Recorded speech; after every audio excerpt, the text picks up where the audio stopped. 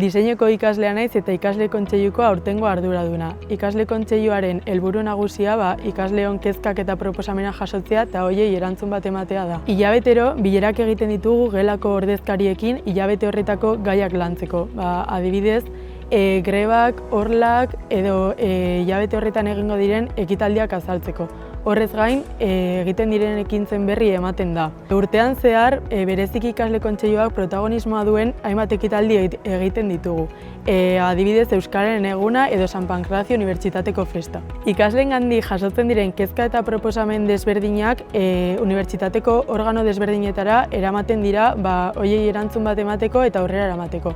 Horregatik, hilabetero kontseilu errektoreko bilera izaten dut eta behar denean koordinazio orokorrarekin biltzen naiz. Horrez gain, batzorde desberdinetan hartzen dut parte.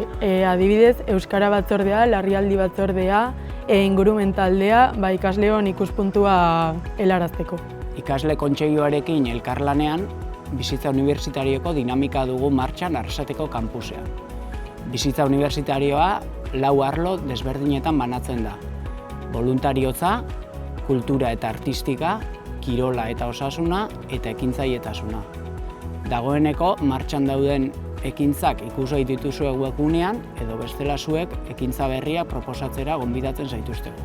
Aurtengo balorazioa oso positiboa izan da, parte hartzea handia egon da eta hurrengo urtera begira horrela jarraitzea gustatuko litzaiguke eta delegatu izatera animatzen zaituztet ere, esperientzia aberasgarria delako bai pertsonalki eta akademikoki ere.